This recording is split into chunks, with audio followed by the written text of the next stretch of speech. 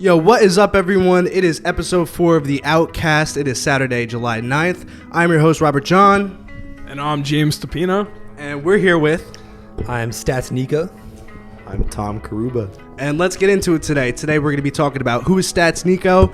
We're going to talk about his performance at the House of Independence. And we're going to talk about his plans for the future. So, first question.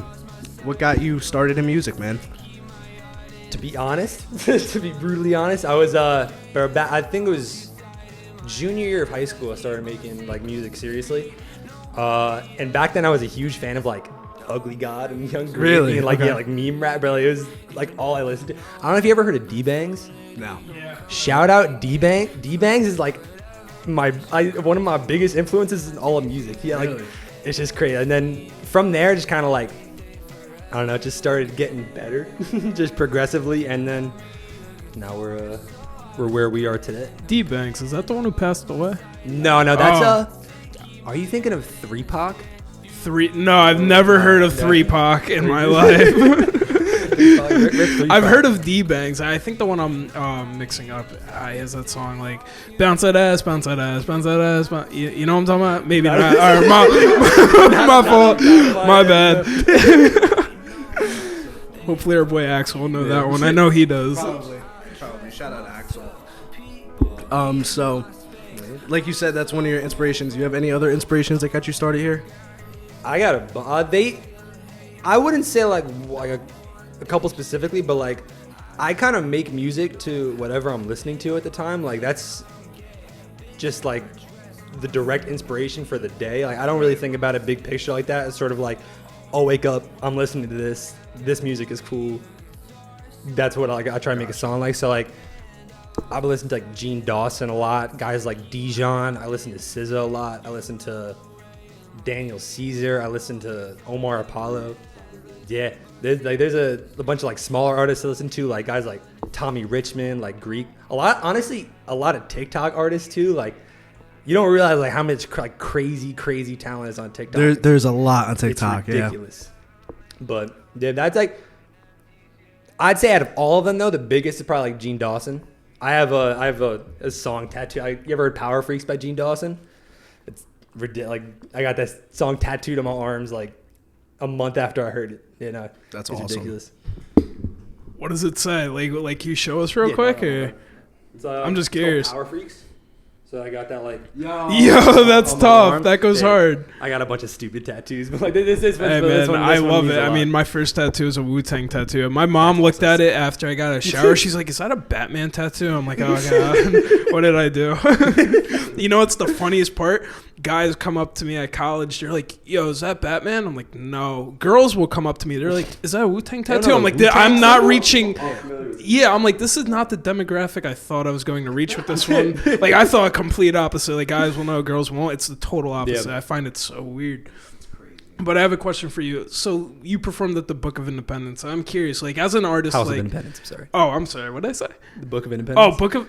I don't even know where I came from. On some 1776. We're here for a book reading. Book reading by Stats Nico. So, with you performing at the House of Independence, I'm just curious, like, how did you get that booked? So the dude that like ran it is this guy named Colin. Shout out Cult Division, Cult Classic. But he just puts like he's from New Jersey, I think, from North Jersey somewhere. Mm-hmm. But he put on his story. Does anyone want to open for a show? I'm like, what do I gotta lose? I shot him a DM. Apparently, like he heard all my music before, like, and it was just kind of linking up after that. Like he's like the sound, and just like, are you available then? Yes. And then from there, it's kind of history. But that's how I made like all of my connections so far is like just through like random Instagram DMs, and just kind of just shooting my shot with people and just seeing what's up. Definitely. I think that's like huge today because, you know, like way back when it's like you had to like know all these people like in order to even try to get like a booking for like whether it's like even a small show, you know. 100%. And now it's so cool because you could like reach out to anyone and just be like, yo, like, what are you guys up to? Like you having a show, like, let me hop on, and send your music. I think that's great, We are in a world of easy accessibility. Yes. It is. There has never been a better time to be a musician or like any sort of creative whatsoever, because you literally have the entire world is at your fingertips. So you can make anything happen. Yeah, bro. And I mean, because I make music too. So like, I know how it is. It's like, you got to think like, if you wanted to like, even like record back then, it's like you had to pay all this money to go to a studio and stuff. And it's like, now it's like, we could record this like right on our laptops and just have like $100 audio interface, $100 mic, and you can do what you could do. And you got like all the tools that like it's absolutely awesome. It's crazy. No, it's great. I wanted to ask too about like your whole show. Like, how did that go? Unfortunately, I couldn't go. I missed it. I wanted to go. I know all the other boys went, but like, just tell us about it. How'd it go? It was like kind of surreal because I've done like very, very like small, like, not, I wouldn't even call, like, I don't know, like performing like in front of like two, like, I don't know, but performing in front of like 200 people was kind of just surreal. It was kind of just blacking out and just going on stage and just like doing what I've done 500 times, like over and over again in my bedroom, just like in front of a bunch of people that I just didn't know. But it was just like surreal because like you said, like a lot of people like we know were there. And they knew some of the lyrics and everything. So, like, you go on stage and, like, you just hear people yelling back to you something that you wrote in your bedroom. Like, it's a really, really crazy feeling. That must be so surreal. Like, I can't imagine. The only time I perform was like in the shower to a wall. That's what I'm talking about. I can't imagine performing in front of that many people to have that kind of energy. The people that like and are there really to support you, and then you have the people who didn't know, and you reach an audience with that. I'm still so upset I missed that. I got stuck in fucking Brooklyn. Yeah, I was gonna say. Hopefully there'll be a lot more sooner than later. I still have my ticket. I look at it, I'm like, damn, I wish I went. But like, I'm just so happy for you to be able to do that, especially like when I saw the picture from outside and it had the sign that said like that's Nico. I can't imagine what that was like. See, I didn't know any of that. Like, cool. I walked back and they had like a whole like green room in there. Like I didn't like expect any of that. I thought I was gonna walk in, like go on stage, and then like I thought that was gonna be it. They had like sound check. It was very like professional. Like, shout out Cultivision again for the opportunity and everything. But yeah, no, I think hopefully there's a lot more like well done shows like that soon. But I hope so. Yeah. Well, one question that we like to ask like artists like you and anyone who comes on the show, as an independent artist, like, how do you balance your daily life? I've seen both of you guys pull up on me at, like, not even on purpose, but I've just seen an ice cream truck and I recognize it. Like, I've seen you guys around, but like, how do you balance your daily life with jobs, school, and doing music? I can't imagine it's easy. Ice cream takes up all of our time. Yeah. And I love my job, but it takes up all your free time. And like the days you have off, like you already have stuff that you planned ahead of time. So it's like, you just got to find time to make music, man. It's tough. I don't know. We, in case y'all didn't know, we both drive ice cream trucks. It's a very lucrative business, but very, very. Yeah, shout out Goldie's Ice Cream. But what was I gonna say? It's like that's like 9-10 hour days. So like you're just kind of like sitting on this hot truck all day, and then like you said, like the creative. In order to like I believe in. I'm a firm believer in the 10,000 hour rule. So like you got to put your time in every day. It's like just staying up to like 3:30, 4 o'clock in the morning every night, like just trying to stay creative as much as possible. Because I feel like creativity in itself is like a skill, and if you don't like stay creative doing something, then that's just gonna like completely disappear. I'm so happy you mentioned that 10,000 hour rule, because that's something I recently learned about. I've been reading a book. It's written by Rick Ross, The Perfect Day to Boss Up. And he mentions that. And like, it really got me thinking, because he talks about it. Like, I look at Rick Ross and he lives such a lavish lifestyle. But reading that book, he's talking about like days he was sleeping in his car, writing music, having that day job, having people that, supported him and, that got him through it. And I look at where he is today. Yeah. So that's always a good mentality to have, that 10,000 hour rule. I'm happy you mentioned that. It's tough. It's, I mean, like you said, like you just see all these other people like really putting the time. I watched some Jack Harlow interview, and like even he was dropping albums like long before he blew up. Like you see, I think I saw another thing was like the average artist drops 50 something songs before they really like blow up and find their audience. Yeah, it makes sense. It's crazy. That being said, though, I do think that's a really good telltale of people that are going to be successful and people that aren't, is like that kind of end goal. Because you could like, once you reach that point, like that's like music kind of becomes second nature. And from there, it's just head down, just grinding. No, definitely. It works out. It definitely is. And another thing, too, I want to point out, I like how you said, like, you got to stay creative. Yeah. And what's, like, your creative process, like, when you make a song? Because listen, I was listening to, like, your music and stuff, like, both you guys, you know, and I'm just like, man, I'm like, it's such, like, a unique sound. Yeah. So I just want to know your guys' whole creative process when it comes to, like, making the beats and, like, you know, laying down your vocals for it. Because it sounds great. It sounds awesome. I feel like the mantra you kind of have, like, is just make something that no one's ever heard before. And that's just the mentality that I have going into, like, every single song I've ever wrote is I'm going to make something that I've never heard before. And that obviously, like, every sound is, like, been repeated at some point. But, like, the people around you haven't heard that before. So that's just kind of my goal. Like, out of, like I said, every lyric I write, like, every beat, every song we make. And that's just kind of like pulling all the inspiration from everywhere, and then it's just throwing shit to the wall and just seeing what sticks. Like, you got to be really open-minded as a creative and not let your ego get in the way of like, Definitely. because chances are you probably think your shit's like worse than everyone else thinks it is, so you got to be your own like harshest critic. Yeah, definitely. I've struggled with that too. It's like, you know, because I mean, there's days where I record a song and then like I'll go to mix it, and then like while I'm mixing it, I'm like, what the fuck is this? Like, it's like, I'm like, this is not what I wanted to like make at all. But you know, it's good. You know, you have to like be your own critic, but you have to allow yourself to like release some stuff that you might not be like fully happy with too, but you gotta enjoy it, you know. Well, I feel like you can't really get better like unless you like allow yourself to fail. Like, you gotta fail repeatedly. You gotta fail over and over again, and like until you're comfortable with it. And I feel like then everyone else like becomes comfortable with your sound, especially like you said, like making unique music, making like off the beaten path a little bit. No one else is gonna really appreciate it until you like yourself really, really appreciate it. So that's like the goal out of everything. Well, that's the thing. It's like, you know, it's trial and error, you know, just like anything else. But that being said, I DM'd you and you had told me that you have an EP coming out. And I believe a single on it, right? Daniel, that you're dropping? Yeah. Are you dropping that soon? Yeah, I did. Surprise. But, yeah, no, that's so the EP is going to be like a sort of indie rock. Like, I don't know if you like know these artists. Like Max Leonard is a huge influence. Like, it's like kind of like soft surf rock. It's honestly a lot of dudes I found on like Instagram and like they're a huge influence to me. Like guys like Garrett Sparrow, that whole like group. There's a whole like collective of artists out in LA, and they're just making like ridiculous indie music. Like Indigo is a really cool artist. Frank Sativa, Tommy Richmond, like they're all making really cool music. Yeah.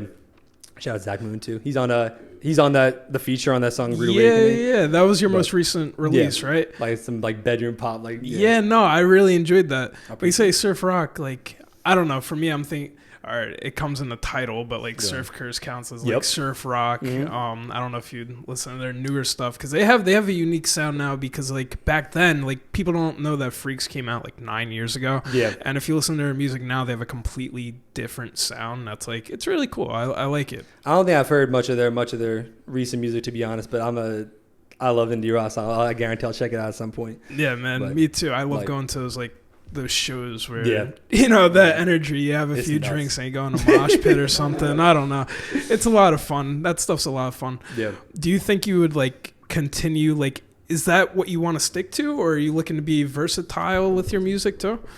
I feel like our style has changed over time. Like from no one even knows the Crisco days. Like persona. I guess it's just been trying different like styles until we find like what we're comfortable with making, like or happy with. I don't know. And I don't know. That's always awesome. You want to evolve as an artist. You know, you look at people like Drake, and we've mentioned it a few times, but you know he's got a lot of criticism over Certified Lover Boy for having that same exact sound. You know, it's just more Drake. So it's always good to evolve as an artist. So that's really cool. I feel like there's so much music like out there and like so many different sounds that like it's almost doing the world like a disservice to try and like really like hone down on like one specific sound. I feel like there's so much there's so much going on in my head like at all times. So like I might as well like that's why I'm trying to do like these different like you said, the indie rock project. I got like I'm trying to work on some other like alternative rock stuff. I'm trying to work on like rap music. There's so many different avenues, and I'm just a lover of music. So at the end of the day, like that's what energy I'm trying to put out in the world. Absolutely, man. You got to have a passion for it, 100%. And I love to hear that. Like, you want to do different things. Yeah. You want to have a different sound. I think that's awesome. And it's funny that you mentioned the Drake album. I thought the new Drake album was great. Honestly, never mind. I am a big fan. I'm a big Bro, fan I've seen of the so new many album. Instagram pages like flip, like, and they apologize. They're apologizing on Instagram for hating on it now after like what 2 weeks after it's been out or so. They've been 2 weeks later, and they're apologizing for hating on it. I feel like it does you no good putting yourself in a box, Yeah. like doing the same sound. I feel like Drake knows what he's doing, and it's like, I feel like there's just so many sounds that you could make, and like so many things that you could put out. Like making the same sound all the time gets repetitive. Yeah. Like you got to keep it fresh, especially now. Like social media, like things come and goes. It was like new styles come, new trends come. It's like, I don't know, you got to change it up. No, definitely. Because, like, I mean, if you even think back to, like, 2016 with, like, the whole SoundCloud wave, like, we're in a whole different space than what we were then. I mean, now it's, like, New York got, like, a lot of drill coming out and, like, all shit like that. It's funny to just see how quickly it's evolving and the way, like, the trends are, like, setting. But it's cool. Yeah.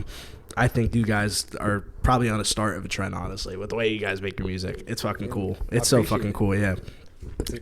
That like what's it called? I don't want to touch on the Drake. Like, I don't want to stick on the Drake album, but real quick, I think people are just like judging it like his old music. Yes. Which is like that's like I don't know why like people are so close-minded about like people trying new styles. He's like it's just fun. It's just fun music. It is fun music, and going back to your EP.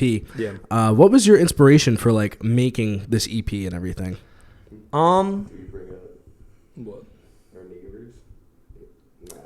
I'll say. Listen, hey. Yeah, I don't want to name drop people. This is a free show. You guys could do whatever you want. I just don't want them to hear it. Okay. I'll say, I take my life stories like a huge like just life experience like a huge influence in lyric content. Like I want like the song Releasing is about like an old like neighbor. It's about like a whole like it's the whole like ordeal about like I don't even know how to put like we used to live at what's it called? We used to live at Rutgers. We lived in some like on like the kind of like this like a disheveled part of campus, and we just kind of lived in like a bad area, and like you just kind of get your eyes like you kind of opens your eyes like about definitely real life a little bit. So that's probably the inspiration lyrically speaking, but sonically like sound wise, like I said, it's like the songs I've been listening to. Like I've listened to what's it called? You ever like you listen to like I don't want to butcher the name. I'm sorry, but Kali Uchis. Oh my! Like, I love her. I'm not gonna lie. I love her. I don't. I'm so like I don't know how to pronounce. Is it Kali? Like is Kali that the Uchis? exact, Yeah, Kali Uchis. Yeah. Uchis. All right. Yeah. I've been like I know. I've been doing like saying like 9 different ways every time I mention her name. But In My Dreams by her is like a huge influence. So like, good. Influence for the album or EP. I Know by Max Leonard. What else? Like I said, all the people like I've mentioned before, and then. I just want to like capture that like little memento of like what I've been listening to, and then future projects kind of like toss it out the window and just do something completely different. I see. I like that. I think it's cool too because like as like a young upcoming artist and everything, like you're really just trying to like find like just experiment with all these different sounds. Like me, like I'm not gonna lie to you, I'm a rapper. I can't do nothing but rap. I tried singing, bro. I can't do that shit. Dude, even when I throw on like auto tune, I can't fucking sing. But but I like to play around. Some I got like trap records, boom boppy or stuff. I try to make like some club music. I just sampled. Oh my god, what's the Boogie Wonderland by Earth, Wind and Fire? I gotta show you guys that after the show. Please do. But yeah, I mean, even just experimenting with stuff like that, it just gets your mind going and gets you like accustomed to like just rapping or singing or whatever to like just like different like kinds of music. I think it's cool. Yeah, completely agree. Yeah, absolutely. So we asked our boy Blanco this. Shout out Blanco. What do you want to bring to the table for like the New Jersey music scene and basically just the scene in general? Like, what do you want to do, man? I guess like culture wise, like in New Jersey, just experimentation. Like, I wish people would step out of their comfort zones a little bit and just not even like with music, just in general. Like, I think people should really just try being whoever they really like want to, like whatever sound and whatever like persona they really want to achieve. Just fucking do it. just try. Like, just give it your best shot. But New Jersey's got like a very unique music. Like, I don't know if I heard it on. I think, was it on your guys' podcast that you talked about like New Jersey artists not really like supporting each other? Yes, like, bro. Yeah. Yes. Have you experienced this too? It's like, yeah. It's definitely like feels like a competition at times where like everyone's trying to like one up each other because I got to reach this point before you do, or else I'm never gonna make it. When at the end of the day, everyone's got their own lane. Like, everyone's got like, for sure, some specific sound that someone else doesn't have, and you just got to find that. No, absolutely. Yeah. I think that's good, because like I said, we're trying to bring like people together. It's like we just want people to collab and like come together, because it's like, to me, how I think it, like my viewpoint on it is like, it takes more than one person to like get where you want to be, you know. And actually, I was in the car, I was talking to you about this. I think it's so cool that you guys like make music together, because when you like have like a producer like vocalist duo, you guys could just like feed off each other's energy, and you guys kind of get to a point where it's like a hive mind. It's like, okay, I kind of know where like you're going with this, and it's like, I know what you want me to put on this, and etc. I think that's cool. Can you guys like speak on that? Because I want to know. You guys seem like you guys got a good chemistry going with that. Doing it for a while together. Like, me and Steve, every song we've made, like, just we've heard it. Like, we don't show our songs to anybody anymore. I love our friends, but we just keep it to ourselves. But we just been doing it together since, I don't know, 2017 now. So it's like, we just know what we want for, like for our music. And like, I feel like I know Steve now to like know what he likes on songs, like on beats and stuff like that. And same thing, like vice versa, you know what I'm saying? Right. So. And also, like you said, like, music at the end of the day is like a collaborative effort. Like, I think it's more than just laying down sounds that sound cool. It's like, this is how, like, music is honestly how like we became like such good friends, like throughout college, throughout high school and everything. Like, I feel like it's created this like really tight bond between us that I've never experienced from any other like avenue in life. And that's honestly the reason that I still make music today, is like that collaborative effort, that like showing other people and being like we made it. Like, it's a really unique feeling. Is that where you guys had met back in high school? No. So Yeah. he doesn't remember. We met in Italian, and he showed me an app. He doesn't remember it, but we were sitting in, was it English class? Mr. Rivlin, shout out Mr. Rivlin. I shouldn't say his name. Sorry, that doesn't matter. He was a goat though. I love Mr. Rivlin. Yeah, he does. I don't know, what was the first one? Chef Boyardee. I remember we made that song. That was our first song we've ever made, and just the feeling like showing it to someone, like saying that we made this song, like it was something like I've never felt before, and like it just made us want to keep doing it. I can imagine it's a great feeling. But what grade were you in making a song called Chef Boyardee? Junior year of high school. Let's go. I love it. I made the beat on Soundtrap, and just hearing the beat, it was the first thing that came to mind. I just thought of Chef Boyardee. And that's so funny. That's how I make playlists too. Like, I don't know what the title of playlist. I have one that's called Captain Crunch. It's got 7 likes. So I'm like, I don't know why it's called Captain Crunch. That's how I named the beats. Oh, sorry. No, the title's just name catching, bro. Like, you gotta catch attention somehow. I mean, I gotta tell you, you've definitely grown with the song choices, because like I mentioned on here, you have a song "Rude Awakening" that you mentioned with Zachary Moon. Yeah. So to go from Chef Boyardee to something like Rude Awakening. Yeah. That was my doing, kind of. Be my bad. But I don't know.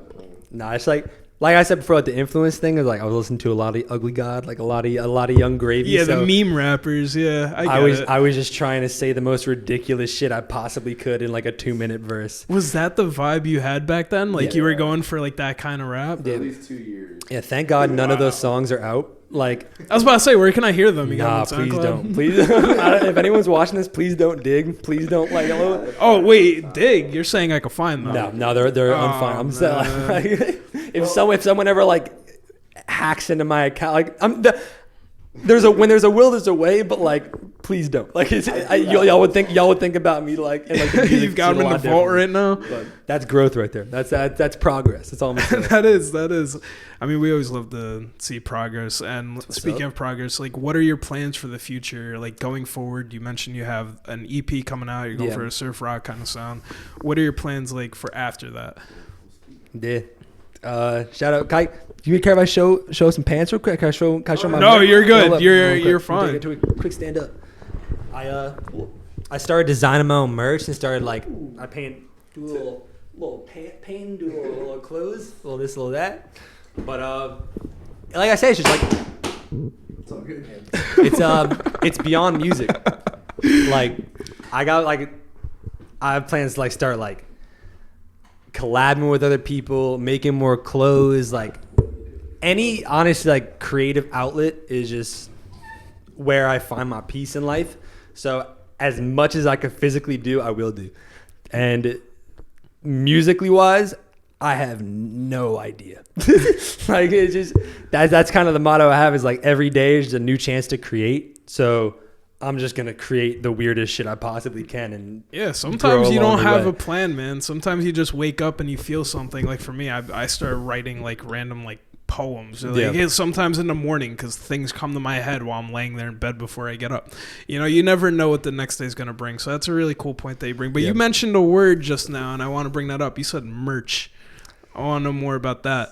So when I say merch, not like I wouldn't say like mass produced things as of right now, but like custom, like one of one, like very personal, like whatever feeling that y'all want to like portrayed with how you look is what I'm trying to do. So like the future projects and stuff, like I'm making clothes like based on the song I'm listening to. Like I'll sit there and like whatever idea comes in my head, like when I'm listening to the song, I use that as an influence for my clothes and stuff like that.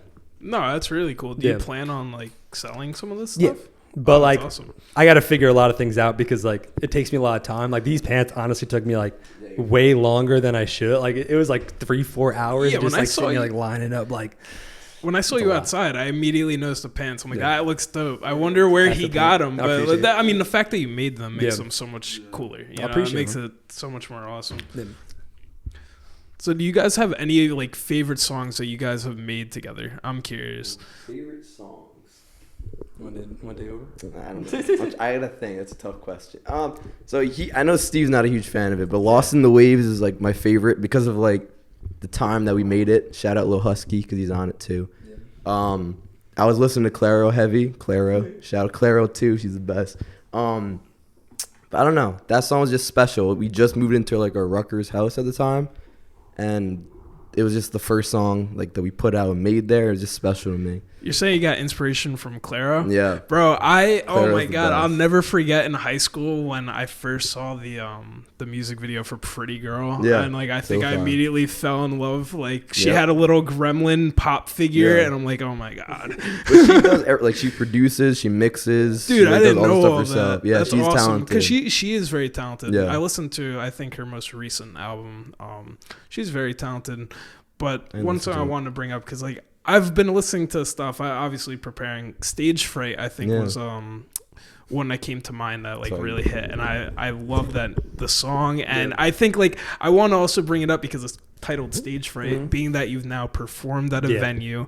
You know, did you have any anxieties doing that? You know? Oh yeah. I'm not gonna lie. Like before I went on to perform, I was shitting my pants. Like it's a whole like. It's different to talk about it and then to like actually like when I was doing sound check and everything, like I'm standing on stage and I'm like, this room's about to be filled. And like I have to like I said before, like perform these songs that I wrote in my bedroom to a whole bunch of people that probably have like never heard of me before, and like a whole bunch of stuff. But I wrote Stage Fright with the intention of like with that mindset. Like I think I was at Rutgers one day, and I was like walking around campus, whatever, and there was some big, like, it looked like a Coliseum type. There was like Coliseum seating, like around this big like oval platform thing, and I was just standing in the middle of the platform, my little notebook, like just sitting there listening to the beat, and just like, I know I'd be nervous about performing this song in front of people, and then like for it to come full circle like that, it was wild. It was really cool. That's awesome, man. Because I've seen like a lot of the bands I listen to, man. They, they start small. They start as indie bands, right? And they're talking about a lot of things, like how you mentioned in Stage Fright, how you're saying you had it in mind that you would be scared shitless to go on stage. It's funny because like the bands I listen to, half the time they start small. As soon as they start blowing up, they start to fall apart because they start talking about those kind of things in their music, and then all of a sudden they're talking about their anxieties in front of tens of thousands of people. Yeah, you know what I mean? I can imagine it's tough, but to like see you be able to do that, that's awesome. It's something new, and to get through that. It's kind of like a big I don't know. It's a big stepping stone. Like especially like you said, like mental health wise, like music is therapy. Like it's like you said, poetry too, writing, and getting anything down creatively is a huge form of therapy for me. So especially to have, like you said, like to have the song about anxiety and like all this other stuff, and then to be anxious performing a song about anxiety, it's crazy. Yeah. No, you're good. That's what's like I love about Steve's music, not to gas him up, but like every song that he writes or like he makes, like I know they all have meaning to him, so like it makes them special. Even like for me to listen to him, like there's times we're hanging out, I'm like, what is this song about? Like he'll just go in depth about like why he wrote the song, like like what the lines mean, stuff like that. And like it just makes the song have more like sentimental value, I feel. Like it gives more to the song than just writing stuff just to write stuff. No, it definitely is. That's one thing I always struggled about, like writing music and stuff, I think like when I started out, I wanted to make music to like impress other people. And as I grew more like as an artist and everything, I kind of realized it's like I want to make the shit I want to listen to. Yeah.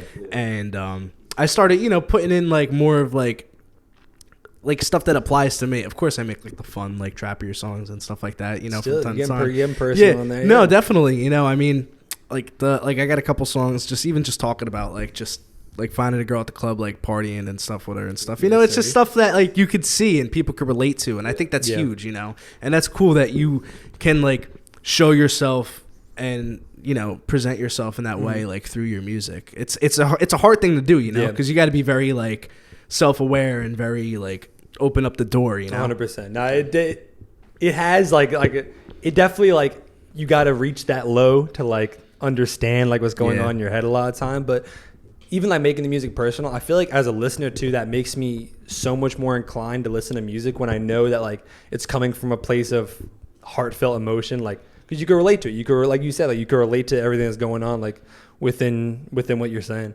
I think that's really important. No, absolutely it is. It's funny too. You were bringing up when you like performed and everything. I performed one time. I don't know if you guys know this. Performed one time. It was at my junior formal, actually. Yeah. So me and my boy Blanco, we had a song called Late Night, and everyone was like listening to it in school. It was popping like in our school, and one of the people like in our like class committee was like, "Hey, you guys want to like come out and perform it?" And I was like, "You want to do it?" And he's like, "Yeah." He's like, "All right." So we like did it. And I remember it was like so rushed and everything. We like ran up to the stage, grabbed the microphone. The DJ like fucked it up. Like he like cut the beat or whatever. We had to like keep him entertained.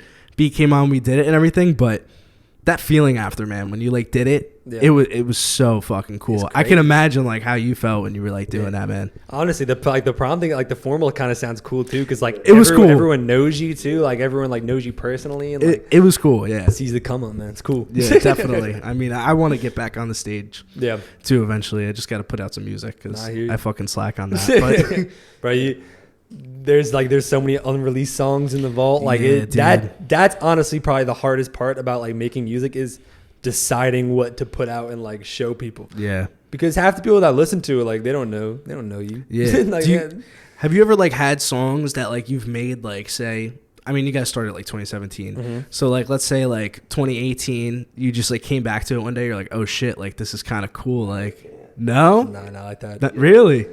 It's like, I feel like once the music's been in the vault that long, it captures like a different, like a different time that like I don't want to like be represented by. I got you. Which is, I guess, a fault because there probably is some like pretty good songs like in the vault Yeah, that for like sure, haven't for made it out. But at the end of the day, like I think music can like capture a moment, like Yeah. capture like a specific time like in your life, and that's like especially like all the songs I have on Spotify, like however months between them, like you can hear. I feel like you can hear where my mental state, like where like my head is and everything, like between the different songs. Yeah, you know, I noticed that too when I was listening to your music because I just went through all the stuff that you have like on Apple, yeah. and I really like Drive. I like that song a lot. you. I thought that was cool. But man, you could definitely hear. Even I think that song came out in 2021, right? Last year. Yeah. Was it? That's February. Yeah. Yeah, it's like, and then like from your new song you drop, I like listen to that. It's like two completely different like sounds. It's cool. Yeah. You know, I really like that. Yeah, Yeah. It says like, what's it called? That's just like it's not necessarily like the exact headspace I'm in, but it's just capturing, like I said, it's just capturing like a specific moment in time. Yeah. So I want to ask you, Tom, what goes through your head when producing? Like, do you put any of that same emotion into producing? You know, he's mentioning how when he writes, it's kind of like a headspace kind of thing, but you can kind of hear that in the production too. So is it more so like when he writes the lyrics, do you hear that and try to, you know, make something that like, you know, captures that emotion, or like, are you making these beats and showing it to him? Like, I'm curious how that dynamic works. So I make so many beats that are just horrible. Like I don't show anybody. Trial Like, and error, man. That's what I'm saying. Yeah, like you gotta, you know, you might not like it, but you're working on 10,000 hour rule, man. That's what it's about. But recently, I know we have some stuff we've been working on. Damn, I lost my train of thought. No, it's just like making, like I'm the same way as him in the terms of like making like what I'm listening to at the moment, like Lost in the Waves, Claro. I was listening to that. So like, I don't know. I just feel like I just make beats and like whatever ones I think I like the most, I send them to Steve, or like, I don't know. I feel like I'm slacking with like producing though. I'll make like 6 beats in a day and then I'll just not produce for like 2 weeks. So like, I don't know. But recently we've been like in Steve's room, like making stuff, like both throwing ideas at the wall and just seeing what sticks. And like, I feel like I like producing in that sense more than like doing it by myself. But I do need the alone time sometimes. Yeah, absolutely. I mean, you need that space too, that time away from it. And then, you know, again, it's like when things come to you, things, you know, sometimes you can't just force yourself to write, or you can't force yourself to produce, or you can't force yourself to do much. You know, sometimes things just gotta come to you. Yep. So, I mean, I get it in that sense. I gotta get the workload. I don't know. I feel like I'm trying to do different things to like give me inspiration and like try different ways of getting the ideas and like just making beats. I don't know. Yeah. I mean, I produce beats too and stuff, so I know how it is, bro. I'll be making like you said, like 6 beats a day, and then like I just don't do anything after that sometimes. I think the biggest thing is just me personally, I listen to just whatever, bro. I listen to just like random records. Sometimes I go to record stores, I just like pick up records and I'm like, this shit looks cool to cover. Yeah. I bring it back, I just throw it on my turntable, connect it to my computer, and I just like pick out parts that I like and I try sampling it, you know, because you don't know what you can just find and make, and it definitely helps with like my creativity, especially when I'm in like a dry spell like that, because that shit happens all the time, bro. It sucks. Beat block sucks, bro. Me, dude. It's horrible. Sucks. It's horrible. But I don't know. I feel like when we produce stuff together, like we got something we've been working on, we're just throwing ideas together, and like he'll play like guitar or something like that. I'll throw like a melody out. Like we'll just try to, I don't know. It's just fun doing it like that. Wait, I didn't know that. You play guitar? I didn't know that either. My guitar is very rudimentary, but it gets the job done. Like no shit. You don't realize how much like knowing how to engineer yourself and like knowing how to like do everything. I mean, I do wish I'm getting better at it, like slowly over time, but like it makes you sound a lot better, like better than you are, which isn't necessarily bad, because I feel like we've always had the ideas. It's just a matter of finding out how to get that idea like down, like how to get that idea down on whatever we're using, FL, Logic, whatever. Yeah. But it's definitely a work in progress. Oh, so Getting there. that's kind of cool. Wait, so technically you guys like them produce together then? So you'll lay down like guitar and then he'll like put drums and like other melodies on it. And in the everything? new shit, yeah. That is so fucking cool, bro. That's We were awesome. working the other day and like, I got this like melody in my mind. I'm like, yo, Steve, like just hum on the track or like whistle, whatever. I don't know what you did, and like. I don't know. It's just cool having like two people like put ideas together. Yeah, no, that's the way. That's how you make the best like music possible. Yeah. You know, when you guys could just collab on that, especially on the production side too, because you know that's a lot to do. Yeah. You know, especially together. I'm definitely like learning how to produce and learning how to like understand music from that perspective too completely changes your mindset about writing too. Yes. Like, and just like in that laying down lyrics and Yeah. vocal ideas. Because I don't know, it just makes it a lot easier. Like it makes everything easier. Yeah, definitely. Because like I know when if I'm like producing something and sometimes I'll have like a quad kick, you know, it'll be like boom, boom, boom, boom. Yeah. You know, you want to make sure like your lyrics hitting that. It'd be like, you know, it's Yeah. like, and that's cool. You know, it definitely like will inspire your writing that way. When you just like know how you could like just flow over that beat like Yeah, that. find That's that cool. pocket, man. You gotta Yeah, that's it, bro. You find that pocket, you're good, bro. That's it. That is fucking it, man. fucking road to glory right Yeah, there. dude. Nah, that's sick, man. I love what you guys are doing with the I appreciate music. it, It's man. fucking awesome. I appreciate it. All right, so I want to know, is it true that there's no AC on this ice cream truck? And I'm bringing that up because you have another friend who drives Sav. Yeah. We got a And bunch. and I had seen one day, I think it was from PJ, that the ice cream truck broke down and overheated and that there was no AC. We have one AC and it's called a window. Window. That's the only AC we got. And like I feel like the ice cream man job goes underappreciated. I agree. It is so much rougher than it looks. Like I love my job, but it's rough, man. It's like- It's hard. It's a mental, like, you don't realize, like, it's something bad doing, like, because I do like 5 days a week, like, on like that fourth day straight, and it's just because it's, bro, no joke, it's like 120 degrees, like 130 degrees in there at all. Whenever it's above 90, it is a sauna. Like, the moment you step in the truck, like, you move around, you're just drenched in sweat, like, from it builds character, but... Bro, it's called an ice cream truck. It has ice in the Bro, name. It should not be warm If you inside like, the ice if there cream was like truck. a camera in the truck, you'd see me like crawling into the freezer. You'd see like it's like you gotta do whatever you can to escape that heat. It's crazy. Bro, you know what that reminds me of? When I worked at Domino's for like a year during COVID, and my car did not have AC, so I was going through the rough. same thing. I would like, as soon as I'd take a delivery, I'd come in angry. There'd be like 8 deliveries. I would walk in the freezer for like 2 minutes, go on my phone for 2 minutes. I'm like, I need to breathe. It got so bad at one point that like my phone overheated and I had no clue where I was going because I was using a GPS. I had no clue where the fuck to go. My phone overheated. I've got pizzas. just going blind. Blind. I'll tell you the worst story about delivery driving was one day, like, you get so busy that like you have to take 2 different orders to 2 different houses. Yeah. So I take one delivery and I go and deliver it, right? So then I go and do another delivery, hot ass day, and I've got the drinks and I've got the 2 bags. So then I go to door. So I don't go to door. I reach over to grab the bag. I feel the bag. I never put the food in the bag. I never put the food in. I had an empty bag. I'm like, all right, I got to pull off before this, like, anyone sees me. So then I go to pull off and the woman comes out. She's like, wait, you work for Domino's. I can't bullshit. I'm wearing a Domino's t-shirt and hat. No, it's not like, me. there's No. no way of getting out of that one. She's like, aren't you done delivering my food? I'm like, I forgot something. She's like, well, can you deliver like what you got? I'm like, I only have drinks. Like, I only have a soda. There is no food. Like, I'll be right back. Dude, I used it's to rough. too. I don't miss it. I only miss it because of like I used to work with my friends, but that was rough. Who'd you deliver for? Am I allowed to say the place? Yeah, go for it. No, you're good. I used to work for Emilio's Oh, okay. on Tennant Road. I loved my job, but like I don't even know, man. Now with gas prices, I'll never do that again. No way. That's a good point. Because at Domino's, though, we got paid for gas. Like, We did like not for, get the, paid for for like the gas. miles we drove, we got Yeah. paid for gas. I don't know what it would be like now because we were making like cents for every mile, which made sense. But it was cool. And I had also heard that you worked at Dunkin', right? I did. Bro, I've had a lot of customer service jobs in my time. No, so did I. Believe me, I've had like 7 different jobs.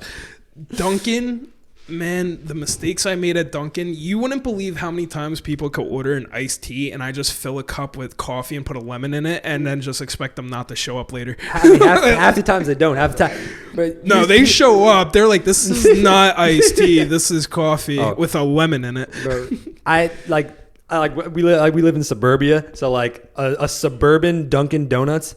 You will see the angriest white mothers you'll ever meet, bro. They're hostile, dude. Like, they are. Bro, I worked Dunkin' when I was like 16 years old, and I was managing the place. It was bad. It was a bad situation in total. But like, then like I'm going there after high school, whatever. I'm just trying to make. I earn like $8.50 an hour. Like I'm just trying to make some money, do whatever. And I got some like 60-year-old woman like screaming in my face about like me not putting 2 equals in her coffee. I'm like, I don't care. Like I don't care. I'm taking over. They're ruthless. Dude, working at Dunkin', like you're saying, like they are ruthless working at Dunkin'. There used to be this one regular that we had working at Dunkin'. What just happened to Mike? Oh, okay. There was one regular we'd have at Dunkin'. She'd come in like wide-eyed, looked like she just hit crack behind the building. And she'd come in wide-eyed. She'd be like, can I get a large iced coffee, 4 pumps of caramel, 3 of mocha, 1 of hazelnut, and 4 sugars and 5 cream. And I'm like, dude, like take trying to go into a diabetic coma. dude, like take it easy. Bro, and they're coming in every day. They're coming in like not only every day, like multiple times. It's I've seen them multiple times a day. But my wild. favorite part is when you do that. Like, all right, like I said, it's like 4 caramel, 3 mocha, 1 of hazelnut. Dude, you forget 1 pump, they know. They'll come back in. They fucking know. Yeah. I'm like, how'd you know? I am never coming back here. Like, please don't. Like, please don't. I'm come fine. back here. That's fine by me. No, I worked at Dunkin'. I worked at Walgreens for a while, Walgreens are. But you see some strange characters at Walgreens. But I worked at some random warehouse for a little bit. Really? I've had some off the beaten path jobs, man. Oh man, trust me, I could list jobs. I've had McDonald's, Dunkin', a restaurant called MJ's, Best Buy, Domino's, you've seen all of them, Jersey man. Mike's. I've worked construction. I've worked at a gym. Yeah, I've had a lot of jobs. I respect it. I think my favorite part about the fact that I've had like 8 different jobs is the fact that I've never been fired. Really? Yeah, I actually have not been fired. Well, McDonald's, I just like what happened? They were renovating and they're like, yeah, call us if you want your job back. Like, oh, we're like, when would you like to start again? I'm like, yeah, I need a little bit of a break. And I just never showed up again. So maybe we could count that one as a half. But like, yeah, I've never actually been fired. It's so funny. I feel like it's hard to get fired from McDonald's. I'm not gonna like from those types of jobs. Like you have to intentionally like not give a shit. Like you do. Dude, being on goes. Like when you're making burgers, like I had to order for like 20 McDoubles. Now it's a McDouble. So we're talking 40 burgers for 1 order. We've got people still coming in. Like I thought I was going to leave that day. Bro, it's hot back there. There's no one to talk to. I mean, there's people to talk to, but like, you know, like the ones I worked with, they didn't like really speak English. So it was kind of hard to communicate. I had a few friends that had worked there. Same with MJ's. We didn't do nothing. Where? MJ's. It was a restaurant. I was a busboy. And also rough. No, I've seen some characters there. The best part about MJ's is that down below, people are getting married, and then you work up top. Yeah, so it's a reception. It's a reception center, and then above is a bar and restaurant. So you're watching people get hammered on one end, people getting married on another, and then a family having dinner in the middle. And it's just so bizarre. Like I've even like it's gotten to a point where I was harassed there at one point by like the drunk people. Like yeah, it's a wedding, bro. People are getting trashed. It'd be like getting well, that's the best part is because like before they go and get married, they'll come up to the bar and get hammered and go back downstairs. I don't know. Worked a lot of jobs. Yeah. Hopefully I don't have to work any more jobs after Jersey Mike's. Like I said, man, build all your Jersey. I'm not gonna lie, but like making the sandwich, like you go home smelling like deli meat, like it's a whole new world. Man. Oh man, I mean, we were talking about the characters I meet. This 4th of July, I had to work. A woman came in, she was like, "Do you guys got hot dogs?" I'm like, "No." She's like, "All right, I'll take a turkey provolone Mike's way." Like no hesitation, she just knew, like a backup plan. She had to ask. In case we did not have hot dogs, she had her backup plan ready. I thought it was hilarious. I need hot dogs. I need to feed my family. Bro, we were like I said, on the ice cream truck. I'd hook on to be like, do you guys got Diet Coke? No, we have ice cream. You guys got like bags of Doritos? Like, nah. Like, what kind of, yeah, we have it. Yeah, like we have had bags of Doritos at some point, but It's not a 7-Eleven. This is an ice cream truck. it's just funny. Do you have a bag of Doritos? No, but I have a popsicle shaped like SpongeBob, barely shaped like They get SpongeBob. angry about it too. It's a lot of hostile people. How do you Like, get angry? How do you get Bro. angry people? It's because like all these kids are just like begging their parents for ice cream all day. So like when they actually end up getting the ice cream, it's just like they just don't want to. They're be there. aggravated, Yeah, they yeah. just don't. And like the kids are so like aggressive about it, and it's just no one is having fun except for the kid. Like no one is having fun the entire encounter. So like I'm sure he can't wait to get that like 100%, Spider-Man bro. ice pop that's missing an eye, Yeah, this- lopsided. like he, and that's the best, the peak of the day for him too. All right, guys. I think we're gonna wrap this one up now. that's a great place. That was a great way to end it.